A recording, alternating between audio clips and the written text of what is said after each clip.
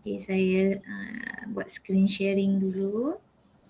Okay, kita nak discuss. Kalau kamu tengok video yang saya share tu, okay, kat sini dah adalah saya buat overview tadi tentang apakah maksud limiting reactant, reactant pengehat dan excess reactant, termasuk formula untuk percentage yield. Okay, peratus hasil. Kalau compare dengan semalam, saya ada share video yang daripada Faizal Kudri. Ada beberapa kaedah lah yang boleh kita guna untuk cari limiting reactant. Okay, kalau kamu tengok dalam nota kuliah kamu, dia nak cari limiting reactant. Okay, dia bagi definition reactant pengehat tu adalah reactant yang digunakan terlebih dahulu atau digunakan sepenuhnya dalam tindak balas kimia dan dia menghadkan penghasilan produk yang terbentuk. Jadi maksudnya nampak penting ya limiting reactant ni, kita nak tahu berapa banyak produk terbentuk bergantung kepada reactant pengehat. Okay, jadi kalau tengok dalam nota kuliah ni, cara nak tentukan limiting reactant, dia guna kaedah the compare reactant. Okay, kita tengok equation ni ya. Okay, ada sulfur dengan fluorine, produk SF6. Okay, jadi dia bagi maklumat mol sulfur dengan mol fluorine, reactant. Jadi kaedah pertama kita compare reactant pertama sulfur, berapa produk yang terhasil bila kita buat stoichiometry. Manakala reactant yang kedua fluorine, bila kita buat stoichiometry, okey, produk yang terbentuk banyak mana. Jadi daripada sini kita tengok produk SF6 yang terbentuk daripada sulfur 4 mol.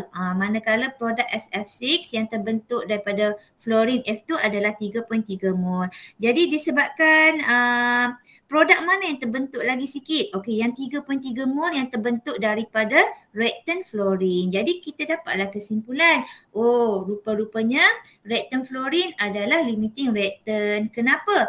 Dia menghadkan jumlah produk SF6 yang terbentuk. Video kuliah oleh Cik Faizal Kudri tu berdasarkan nota yang kamu terimalah. Okey, ini adalah metod yang datangnya secara terus daripada definition limiting reactant.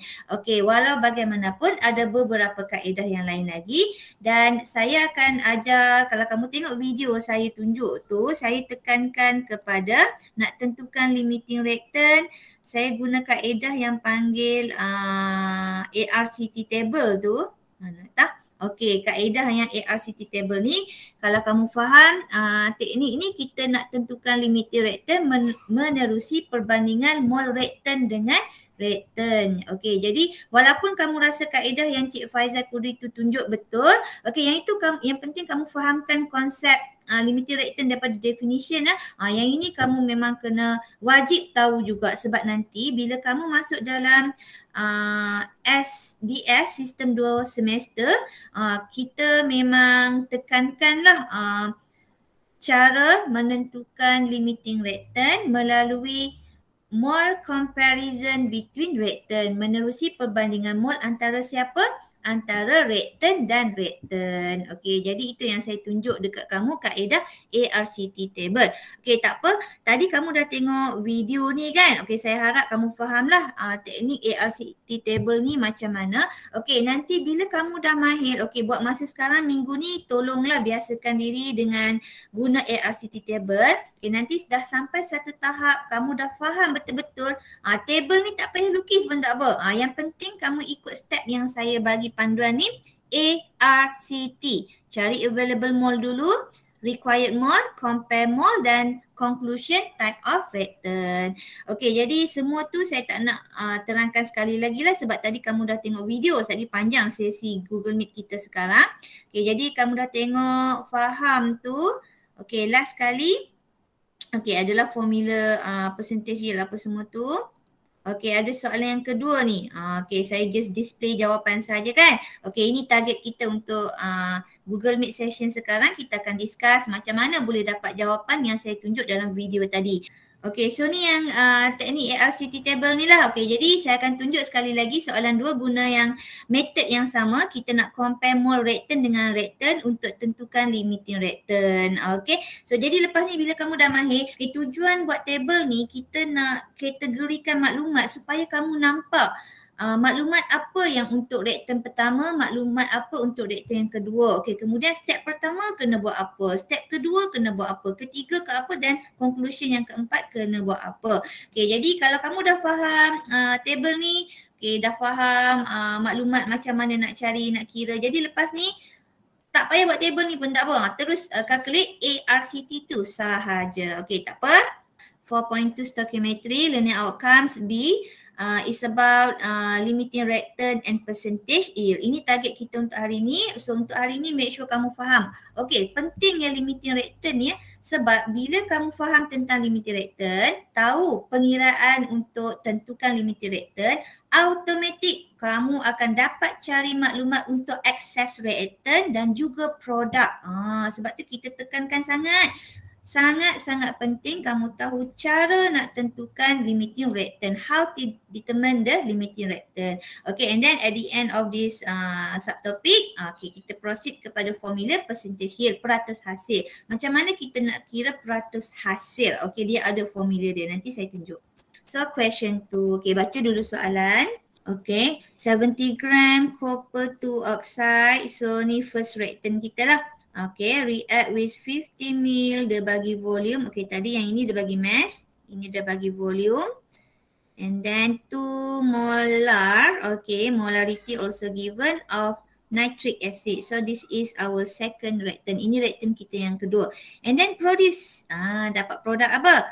Copper nitrate. So ni dia punya produk, copper nitrate. And don't forget, water. Jadi ada dua produk yang terhasil apabila copper 2 oxide bertindak balas dengan nitric acid. Okey, soalan yang kita ada question A, B, C, D. Okey, kita selesaikan yang A dulu. Wajib ada balance equation. Okey, write the balance equation for the above reaction. Jadi apa-apa pengiraan memang pertama sekali rujukan kita adalah balance equation. Okey, wajib ada persamaan kimia yang seimbang. Okey, so jadi kita tengok untuk kalau kita tengok soalan tu dia bagi reactant kita copper oxide, dia bagi nama sahaja. Okey, tapi kita kata apa tu? Formula dia tak ada. Okey, jadi kamu kena ingatlah. Okey, copper 2 ni maksudnya charge dia copper 2 plus. Okey, kalau oksigen oxide ni maksudnya oksigen yang bercas negatif. Okay, jadi ingat balik oksigen dia adalah O2 minus. Jadi bila kita gabung formula dia adalah CuO. Okay, so jadi inilah formula untuk copper oxide. Okay, kemudian react dengan mana dia? Nitric acid. Okay, copper oxide settle. Okay, nitric acid. Okay, nitric acid ni memang kamu kena hafal lah formula dia. HNO3. Dia adalah gabungan hidrogen ion dan nitrate ion. So hydrogen ion H plus, nitrate ion NO3 minus. Jadi HNO3. Okey, produk dia dah bagi dah formula. Senanglah, copper 2 nitrate. Tapi kamu kena tahulah sama je copper 2 plus combine dengan nitrate ion NO3 minus. Jadi formula dia dah bagi, so salin je lah. NO3 2. Okay. Plus side product dia lagi satu tu adalah water H2O. So now we have 2 reactants and 2 products. Okay, ada 2 reactant dan 2 produk. Next, balance the equation. Jadi sekarang kita nak balancekan. Okay, copper cukup 1 copper, 1 copper. Oksigen, okay, so oksigen yang tak cukup ni, okay, tak apa, kita skip sekejap, tengok hidrogen pula dekat sebelah kanan, hidrogen ada 2, sebelah kiri ada 1, so darab dengan 2, okay. Seterusnya hidrogen cukup, nitrogen pun, NO3 ada 2, okay, sebelah kanan pun NO3 ada 2, settle, okay, oksigen pun cukup, so this is the balance equation for this question. So inilah jawapannya. Okay, selesai ya untuk balance equation. So we proceed with next question. B. Determine the limiting reactant. Tentukan reactant penghad. Okay, jadi kaedah dia. Okay, so inilah ARCT table. So nak cari limiting reactant, kita boleh minta bantuan ataupun guna kaedah method ARCT table. Okay, jadi reactant kita ada 2 bahan tadi. Apa dia? Copper oxide and nitric acid. Okey, ni dua reaktan kita. Produk jangan masukkan dalam ni. Okey, so jadi kena pasti reaktan kita ada dua. Okey, available mole. Apakah yang dimaksudkan dengan available mole? Available mole tu maksudnya mole yang sedia ada. Okey, maksudnya given mole, mole yang telah diberikan. Dapat kat mana? Dalam soalan. Jadi selalunya soalan dia akan bagi. Sama ada dia bagi tahu kita direct. Dia cakap copper oxide ada 5 mol. Nitric acid ada 6 mol. Okay, tapi selalunya soalan dia tak ada lah semurah hati macam tu. Dia takkan bagi direct, kita kena cari. Okay, contoh untuk copper oxide kalau kita tengok dia bagi mass. Okay, so jadi nak cari mol yang diberikan senang saja. Guna formula mol sama dengan mass over molar mass. Okay, mass already given 70 gram. Okay, molar mass. Okay, kita rujuk list. Okay, dalam exam nanti dia akan bagilah list macam ni dekat kamu. Okay, ataupun dia bagi siap-siap dekat soalan. Jadi kita tengok copper 63.6.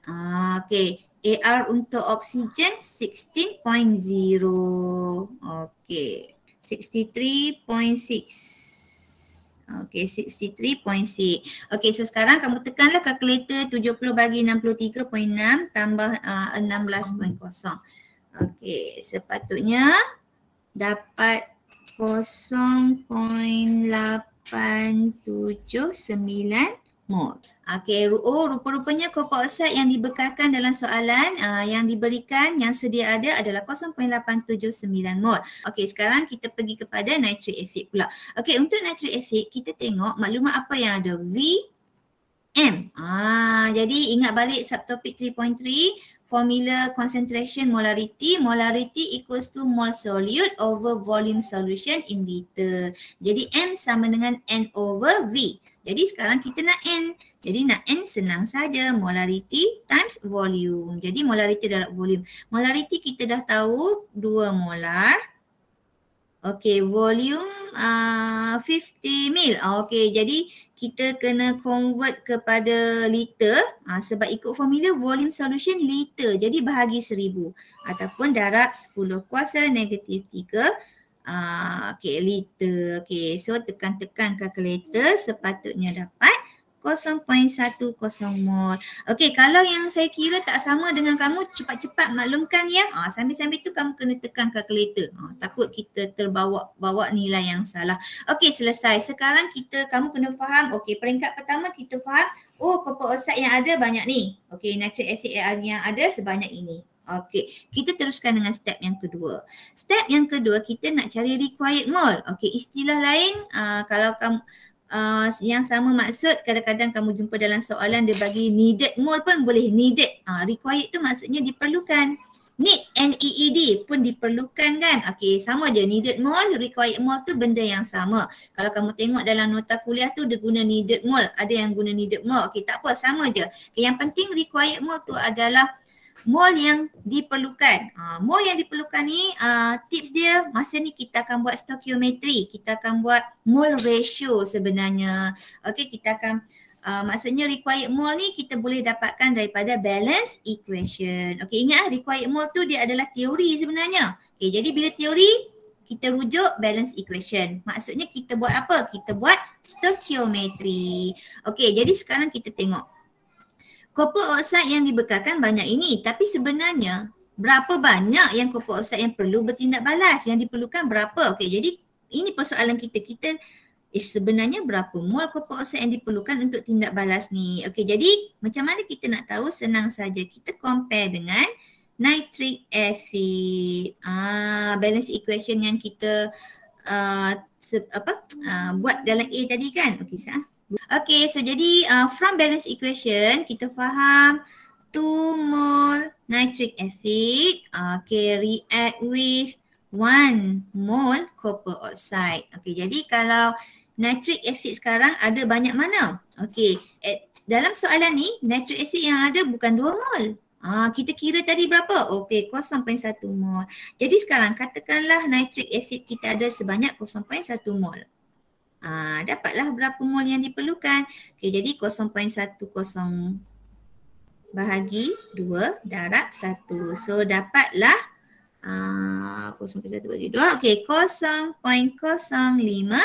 mol copper oxide. So ni required mol yang diperlukan. Oh rupanya sekiranya nitric acid ada sebanyak 0.1 mol, sepatutnya copper oxide yang ada adalah 0.05 mol.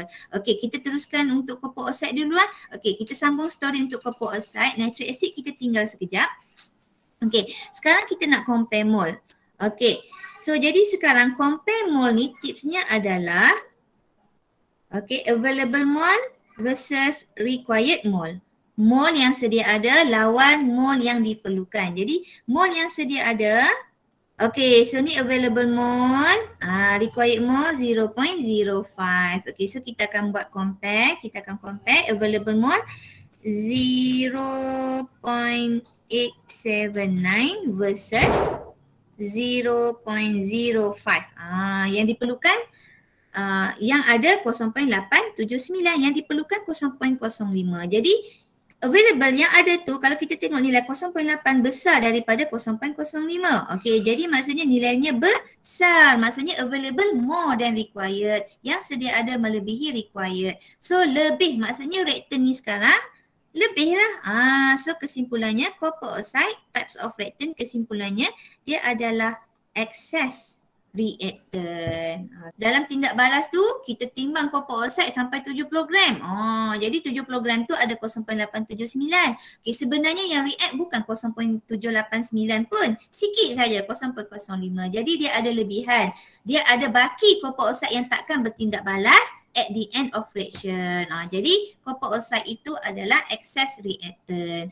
Okey, so jadi kita dah tahu sebenarnya bila kamu dah calculate untuk copper oxide, kita dah tahu dia excess, automatic nitric acid tu adalah limiting reactant. Okey, jadi kalau soalan objektif tu kamu katalah soalan tu tanya nitric acid, boleh tick teruslah dekat nitric acid. Tapi tak apa, sekarang saya akan tunjuk juga sebab fokus kita nak fahamkan pengiraan limiting reactant bagi kedua-dua reactant tersebut. Okey, sekarang kita cuba buat pula untuk nitric acid. Okey, untuk nitric acid, available mol dia adalah 0.10. Okey, jadi sekarang kita nak tahu, katakanlah dia bertindak balas dengan 70 gram copper oxide, sebenarnya berapa banyak yang dia akan bertindak balas. Jadi persoalan kita sekarang, berapakah mol nitric acid required yang diperlukan. Okey, jadi from balance equation, kita akan buat stoichiometry. 2 mol nitric acid react with 1 mol copper oxide. Jadi kalau copper oxide available dia adalah yang dibekalkan, katalah copper oxide dibekalkan 0.879 mol. Okey, copper oxide yang ada. Okey, so sepatutnya 0.879 bagi 1 darab 2 dapat 1.758 mol HNO3. Okey, so sekarang kita pergi kepada step yang ketiga, compare mol. Kita nak bandingkan available mol yang sedia ada untuk nitric acid dengan, so ingat tipsnya, compare siapa? Available versus required. So available yang sedia ada yang kotak atas ni ya. 0.10, kita compare dengan required mol 1.758. Jadi kalau kita tengok mol di sini, yang sedia ada 0.1, yang diperlukan dalam tindak balas 1.7. Jadi sekarang dalam kes nitric acid tak cukup bahan, 0.1 kurang daripada 1.7. Jadi kurang. Bila available kurang, maksudnya tak cukup lah. Kesimpulannya, conclusion, the type of reactant for nitric acid is limiting reactant. Jadi maksudnya nitric acid tu adalah reaktan penghat. Boleh ya? So inilah kaedah ARCT. Step dia tu kalau kamu malas nak buat table tak apa. Tapi step tu wajib ikut. Pertama, cari available mol yang sedia ada. Available mol ingat, selalunya soalan bagi given mol yang diberikan. Required mol, refer balance equation, stoichiometry. Kita buat stoichiometry, baru kita tahu required mol. Ingat stoichiometry. Untuk compare mol, perbandingan mol siapa kita nak compare? Available, required. Jadi kotak pertama kita compare dengan mol kotak yang kedua. Available versus required. Kita tengok yang sedia ada tu lebih atau kurang. Kalau lebih, excess reactant. kalau kurang limiting return. Okey, boleh ya? Okey, so jadi nanti kamu try jawab soalan latihan dalam tutorial. Bila dah banyak-banyak kali buat, sampai kamu mahir, kamu takkan buat dah lah. Selalunya student bila dia dah mahir, dia takkan buat dah table-table ni. Tapi step yang ARCT tu, dia akan follow. Boleh ya? Calculate the mass of excess reactant after the reagent. Okay, excess reactant. Fokus kita, excess reactant siapa? Copper oxide. Okay, tadi kita dah tentukan daripada, tengok daripada ARCT table ni kamu dapat automatic kamu dapat buktikan siapakah excess, siapakah limiting reactant. Okay, dan table ni kita tak tinggal terus bukan guna untuk B saja. Soalan C pun kita boleh guna. Okay, kita tengok tadi kita dah tahu dah excess reactant adalah copper oxide. Jadi macam mana kita nak cari mass excess reactant tersebut? Okey, jadi kalau nak cari mass excess, kena cari mol dulu ya. Kena cari mol. Sebab nak cari daripada formula mol sama dengan mass over molar mass. So nak cari mass sama dengan mol darab molar mass. Okey, so jadi mass kita tak tahu, molar mass tak ada masalah, rujuk periodic table. Mol ni kita boleh cari. Okey, jadi kita kena cari mol excess. Soalan minta mass excess yang berlebihan. Okey, excess. Okey, siapa dia tadi? Reactant yang excess tu copper oxide. Jadi senang saja. Mol available yang sedia ada available, kita tengok tolak dengan mol required. Jadi mol yang dibekalkan kita tolak yang sepatutnya bertindak balas, baru dapat baki. Jadi kalau kita tengok di sini table tadi, cuba kamu tengok Okey, senang saja nak cari excess, kamu tengok kotak excess. Table pertama tolak table yang kedua saja. Maksudnya mol yang ke atas ni tolak sahaja mol yang kat bawah. Okey, dapatlah lebihan. Faham So jadi maksudnya copper oxide yang dibekalkan 0.879, yang sepatutnya bertindak balas 0.05. Jadi 0.879 tolak 0.05 dapat baki yang tidak bertindak balas. Okey, so jadi kita isi dalam ni. So jadi tadi 0.879, tengok table tadilah. Okey, tolak dengan 0.05 mol. Jadi baki mol yang tidak bertindak balas adalah 0.829 mol. Okey, kalau saya salah tulis ke salah kira tolong maklumkan. So ini adalah mol yang berlebihan. Seterusnya baru kita cari mass. Okey, so in conclusion the mass of copper oxide equals to mol times molar mass. Okey, so mol 0.829 times molar mass copper tadi 63.6 kan. Okey, copper oxide. Okey, oksigen 16.0. Okey, tekan kalkulator, sepatutnya dapat 65.65.99 gram. So this is the mass of excess reactant. Jadi maksudnya sekarang kamu tengok copper oxide. Okey, kamu tengok copper oxide asalnya 70 gram.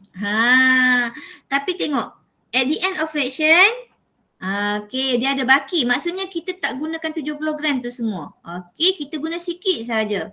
Okey, so jadi ada lebihan daripada 70 gram, guna sikit saja, berlebih sebanyak berapa? 65.99 gram. Jadi awak kena faham 65.99 gram ni adalah mass copper oxide yang lebih, yang tidak digunakan dalam tindak balas. Okey, jadi kalau kamu guna table ni senang saja. Kotak atas yang pertama tolak kotak yang kedua kat bawah tu. Okey, maksudnya kita panggil apa? Row ke column? Okey, row. First row minus second row. Okey, baris pertama available tolak baris kedua required mol, dapat jawapan excess. So dapat jawapan untuk mol lah. Kemudian kalau soalan minta mol, inilah jawapannya. Tapi kalau soalan dia minta mass, kena kaitkan dengan formula yang melibatkan molar mass, baru dapat jawapan. Okey, seterusnya yang terakhir kita tengok pula percentage yield. Okey, peratus hasil. Yield tu hasil ya. Bila sebut je yield hasil, okey, yield maksudnya kita fokus kepada siapa? Produk. Okey, so jadi fokus kita adalah produk. Okey, produk ada dua ya, copper nitrate dengan water. Yang mana satu? Tengok soalan. Dia minta untuk copper nitrate. Okey, so dia minta cari percentage yield untuk copper nitrate. Okey, jika mass daripada reaction ni 8.5 gram. Okey, jadi mass yang real obtain tu maksudnya from experiment lah ataupun real. Okey, yang actual real pula actual yang sebenar. Okey, jadi dalam soalan ni dia dah bagi dekat kita actual mass. Okey. So jadi ingat balik formula percentage yield kalau kamu tengok video sebelum ni. So nak cari percentage yield sama dengan actual yield. Hasil yang sebenar over theoretical yield. Hasil yang secara teori. Teori ni maksudnya stoichiometry lah. Rujuk balance equation times with 100%. Jadi dalam soalan kita sekarang ni kalau kamu faham, actual yield telah diberikan. Theoretical yield ni yang kita tak tahu, kita kena buat stoichiometry. Yield, satu lagi yield ni hasil ni, hasil boleh diukur sama ada dalam formula ni, maksudnya kamu nak guna mol pun boleh, mass pun boleh, dua-dua akan dapat jawapan yang sama. Maksudnya mol bahagi mol darat 100 dapat sekian-sekian percentage ataupun kamu buat mass bahagi mass darat 100 pun dapat peratus yang sama. Jadi tak ada masalah, nak guna mol pun boleh, nak guna mass pun boleh. Tapi macam dalam soalan sekarang dia dah bagi mass, kita guna mass lah. So sekarang macam mana kita nak tahu theoretical yield, mass teori tu. So jadi kita akan mulakan dengan buat stoichiometry. Kita nak compare dengan siapa? Ni penting kamu faham betul-betul lah. Kita nak cari untuk copper nitrate, kita ada dua reaktan, copper oxide dengan nitric acid. Kita nak compare dengan siapa? Kalau tengok tadi mol copper oxide pun kita ada, mol nitric acid pun kita ada. Masa ni lah, tengok, ingat balik, remember definition of limiting reactant.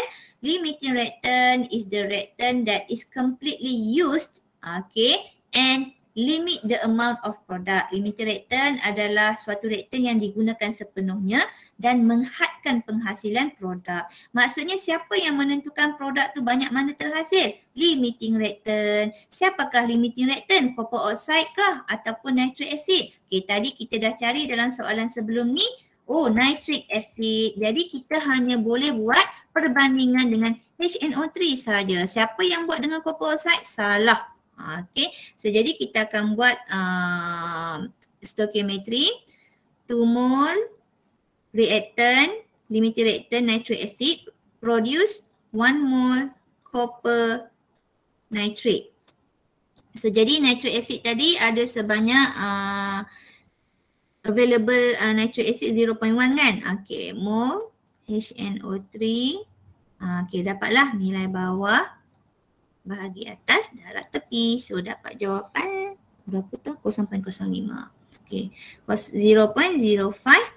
mol produk copper nitrate. Jangan compare dengan water, soalan minta untuk copper nitrate. So dah dapat ni, barulah kita relate dengan formula mass equals to mol time molar mass. So mol dah cari 0.05. Molar mass. Copper 63.6 plus 2 times nitrogen 14.0 plus 3 times oxygen 16.0. So tekan-tekanlah kalkulator. 9.38 gram. So kamu tekanlah kalkulator sama. Kalau salah tolong maklumkan. So dah dapat dah mass produk copper nitrate, barulah kita boleh masukkan dalam formula percentage yield. Percentage yield untuk copper nitrate sama dengan actual mass over theoretical mass time 100%. So jadi actual mass dah diberi dalam soalan 8.5 gram. Jangan tertukar. Actual mass tu adalah mass sebenar ataupun real mass ataupun experimental mass. Mass yang bila kita buat eksperimen kita dapat yang itu. So jadi soalan, hati-hati baca soalan. Sekarang dia bagi actual mass. Theoretical mass kita dapatkan daripada stoichiometry tadi, sepatutnya 9.38 gram. Darab dengan 100. Tekan kalkulator dapat 90.66 2%. So inilah jawapannya untuk percentage yield. So settle. Okay, setakat ni kita dah settle bermula daripada balance chemical equation and then proceed with determine the limiting reactant by using ARCT table. Okay, and next how to find the amount of excess reactant. And finally, the formula of percentage yield. Okay, jadi kita dah cover semua ni lah dalam soalan yang nombor 2 ni. Okay, jadi harap lepas ni ingat setiap kali kita buat pengiraan yang melibatkan limiting reactant, kita kena mulakan dengan persamaan kimia yang seimbang. Kemudian pengiraan limiting reactant, panduannya ARCT lah, find available mole, followed by required mole, compare mole and types of reactant. Itu conclusionnya. Baru kita boleh proceed dengan information about excess reactant or product. Nampak ni, kalau kamu perasan soalan C dan D bergantung kepada siapa? Bergantung kepada limiting reactant HNO3. Jadi penting sangat-sangat kamu tentukan limiting reactant siapa. Okey. Kamu fokus je lah untuk jawab soalan tutorial question 1, 2, 3, 4, 5 sampai kepada 6. Okey, jadi itu sahaja perbincangan kita untuk sesi Google Meet sekarang. Okey, kita jumpa di Telegram. Thank you, Madam.